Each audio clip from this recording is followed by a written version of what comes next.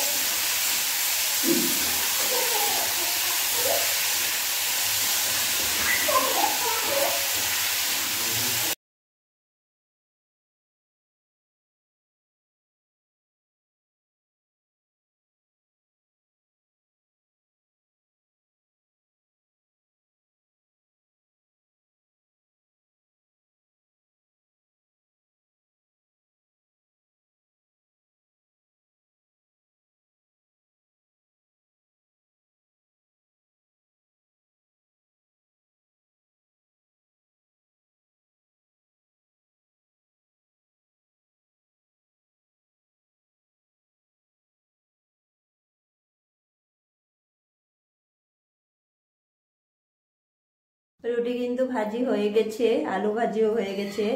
তো আমার ছেলে খেতে বসে গেছে। পাপা ও কিন্তু রুটি খাবে না, শুধু আলু ভাজি খাচ্ছে। রুটিটা হাতে নিয়ে আলু ভাজি বসে বসে খাচ্ছে। তো এই তো রুটি, রুটি ভাজছে আমার বর। এই তো আলু ভাজি হয়ে গেছে। চা রুটি খেয়ে কিন্তু আমার বাসন টাসন সব ধোয়া হয়ে গেছে, তোমাদের সাথে আর শেয়ার করতে পারলাম না। তো চা খেয়ে আমার বর কিন্তু বাজারে গিয়েছিল, বাজার করে নিয়ে আসলো, সবজি বাজার। তো আমার বাসন ধোয়া হয়ে গেছে, ভাত চাউল টাউল সব ধুয়ে রেখে দিয়েছি। তো চাউল ধুয়ে রেখেছি, এখানে বাসন ধোয়া হয়ে গেছে, ঘরটর সব পরিষ্কার করে ছোট ছেলেকে খাওয়া দাওয়া করে আমি ঘুমও পাতিয়ে দিয়েছি। এই তো বাজার এসেছে সবজি, আমি কিন্তু ব্যাগের থেকে সবজি এখনো বের করিনি, কি কি এনেছে তোমরা দেখো, আমিও দেখিনি, তোমাদেরও দেখাই। ফুলকপি, ছিম, বিন, লঙ্কা, আর এখানে আছে মটরশুঁটি, গাজর, ফুলকপি, বাঁধাকপি, আর এখানে আছে মটর শাক, আলু, অনেক কিছু। কিন্তু এবার গোছগাছ করতে হবে, একটা কাপড়ও ধোবো, কারণ মাসি আসতে কিন্তু অনেকটাই দেরি হয়ে যায়। তো আমি ভাতটা রান্না করে তারপরে কাপড় ধুবো, 10টা সাড়ে 10টা মতো হবে। তো দেখতে থাকো ভিডিওটা। আমাদের কিন্তু সকালে খাওয়া দাওয়া হয়ে গেছে, তোমাদের তখন আমি দেখালাম। আমি চাউল ধুয়ে রেখে দিয়েছি, তো রান্না করে খাওয়া দাওয়া করলাম। তো মাসি দেখি আজকে তাড়াতাড়ি এসে গেছে, তো মাসি কাপড়গুলো ধুচ্ছে। তো ভাবলাম একটু নিচে যাব, আমার কিন্তু তেমনভাবে নিচে নামা হয় না, তেমন একটা কাজ থাকে না আমার তলে সেই রকম, তার জন্য আমি কখনো নিচে নামি না। কোনো জায়গায় যাওয়ার কোনো প্রয়োজন পড়লে তখন আমি নিচে নামি। তো আমার বর যাবে প্লাস্টিকের ঠোঙা টাঙি সেগুলো পড়তে, তো ভাবলাম তলে একটু ঘুরে আসি। তো তোমাদেরও কিন্তু কখনো আমাদের নিচটা দেখানো হয়নি, তো একটু দেখাবো। তো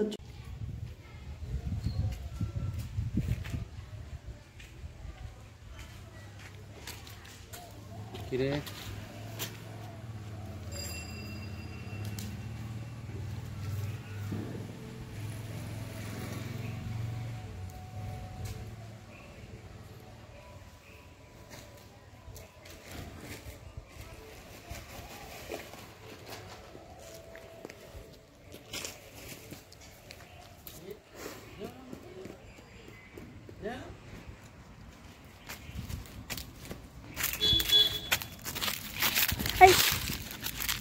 লেত্রা, আমি কিন্তু দুপুরে রান্না বসিয়ে দিয়েছি, অনেকটা সময় পার হয়ে গেছে, তোমাদের সাথে কথা বলিনি। ভাবলাম রান্না বসেছে বা তোমাদের সাথে একটু কথা বলি। তো সবজি টুবজি কাটা আমার হয়ে গেছে। এটা হচ্ছে মটর শাক, তখন তোমাদের আমি দেখালাম। তা পিঠালি শাক করব। আর এখানে ছোট আলু সিদ্ধ করে আমি ছুলে নিয়েছি, টমেটো কেটে নিয়েছি, যা দিয়ে পনিরের ঝোল রান্না করব। আর চাউল এখানে বের করে নিয়েছি, ধুয়ে ভাতটা বসাবো। তো আমি পনিরও বানিয়ে নিয়েছি। এই তো পনির, এটা একটু বেটে নেব, কারণ পনির দিয়ে বড়া করে ঝোল রান্না করব। হয় 2 পদই করব, বেশি পদ রান্না করব না। এখন অনেকটা দেরি হয়ে গেছে, রোদ্রুতে বসেছিলাম, দেরি হয়ে গেছে বসে থাকতে থাকতে। রোদ্রুতে বসলে কাজ করার ইচ্ছা করে না।